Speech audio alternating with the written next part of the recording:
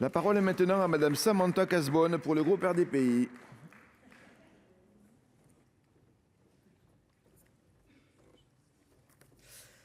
Monsieur le Président, Madame la Ministre, Messieurs les rapporteurs, mes chers collègues, je me réjouis de pouvoir intervenir au nom du groupe RDPI sur l'examen des crédits de la mission Enseignement scolaire.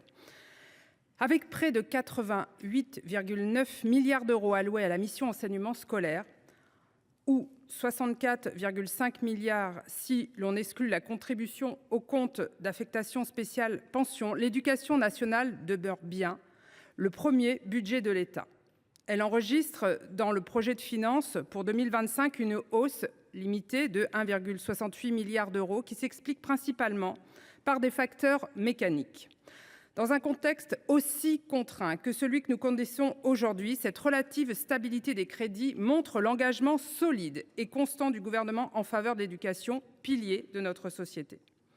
Pour assurer cet équilibre, le gouvernement prévoit, dans un contexte de forte baisse démographique, la suppression de 4 000 postes, principalement dans le premier degré public. Entre les rentrées 2024 et 2025, il est en effet prévu que le nombre d'élèves du primaire baisse de près de 70 000. Le nombre d'élèves du second degré a quant à lui entamé une décroissance qui devrait s'accélérer dans les prochaines années. S'il est évident que ce budget doit s'inscrire dans une trajectoire soutenable, nous craignons que ce niveau de suppression n'aille à l'encontre des politiques menées ces dernières années pour soutenir notre système éducatif et poursuivre l'ensemble des chantiers engagés. Nous accueillons donc avec intérêt les amendements déposés par le rapporteur visant à limiter cet effort à 2 000 postes afin de prendre en compte les besoins des territoires ruraux. Nous demeurons en revanche sceptiques sur la méthode proposée, à savoir le transfert de 75 millions d'euros du pacte enseignant destiné à pallier les absences de courte durée dans les collèges et les lycées. Alors que les crédits alloués à l'éducation nationale ont connu une progression constante depuis 2017, afin notamment de revaloriser le métier d'enseignant et de mieux accompagner les élèves en difficulté, ce budget est donc un budget de transition. Certaines évolutions me semblent toutefois importantes à souligner. Dans le programme 140, Enseignement scolaire public du premier degré, je note ainsi la mise en œuvre d'un pilotage et d'un encadrement pédagogique qui garantissent l'efficience de l'action éducative et l'égalité de tous les élèves. Ainsi, plus d'1 milliard d'euros est consacré dans ce budget à la mise en place de cette politique par les personnels de direction et d'administration ainsi que par les personnels de l'inspection nationale. Je souhaitais également attirer votre attention dans le programme 230 « Vie de l'élève » sur l'action santé scolaire. Un montant de 732 millions d'euros, soit une hausse de près de 20%, est alloué à la politique de santé au sein de l'institution scolaire, à travers des actions d'éducation à la santé, à la prévention à divers enjeux transversaux, sexuels ou alimentaires, et à la promotion de chacun. À un moment où certains souhaiteraient revenir dessus, je tiens à rappeler l'importance de ces politiques éducatives et l'engagement du gouvernement là-dessus est un très bon signal que je tenais à souligner. Sur ce programme, il est également important de rappeler la lutte contre le harcèlement, un fléau contre lequel nous devons nous mobiliser, sensibiliser, alerter dans notre réseau national, tout comme dans notre enseignement français à l'étranger.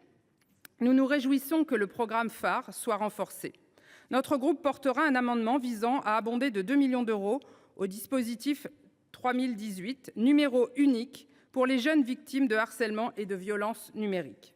Par ailleurs, je me félicite de la création de 2000 ETP d'AESH au moment où le nombre d'élèves en situation de handicap a progressé de 5,6% en 2024 par rapport à la rentrée 2023.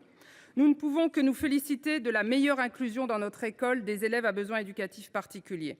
Nous avons encore des marges de progression sur ce sujet, mais nous avançons rapidement depuis quelques années et nous pouvons nous en réjouir, notamment depuis l'adoption de la loi en décembre 2022 visant à lutter contre la précarité des AESH qui a fourni des résultats importants.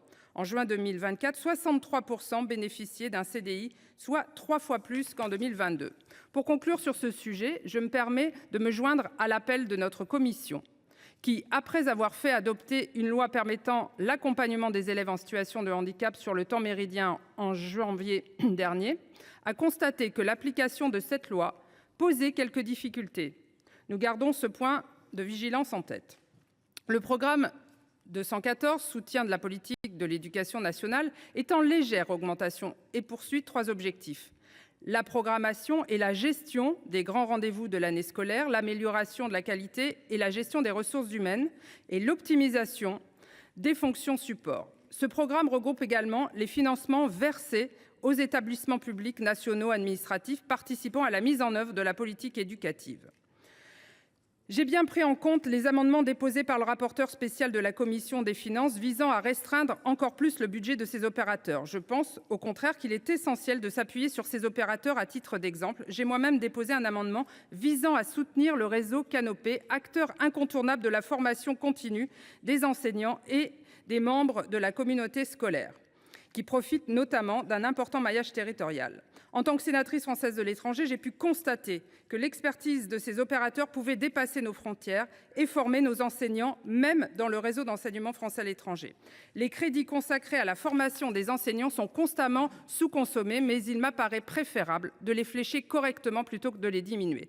Pour conclure, nous avons bien vu que le budget consacré à l'enseignement scolaire pour ce PLF 2025 démontre une volonté d'engagement clair pour l'éducation sous toutes ses formes, malgré un contexte budgétaire extrêmement contraint, sous réserve de l'adoption des amendements visant à diviser par 2 le nombre de postes supprimés, sous réserve également de l'adoption de ces amendements, le groupe RDPI votera en faveur de cette mission. Non, alors j'ai laissé un petit peu dépasser, je vous explique juste pourquoi. C'est parce que votre groupe, ses effectifs ont un petit peu diminué et donc votre temps de parole aussi, vous ne le saviez pas. Vous auriez dû avoir 8 minutes, vous aviez 6 minutes, donc quelques secondes de plus. Voilà, j'ai essayé de faire la balance. Merci en tout cas. La parole est à monsieur Ahmed Lawedge.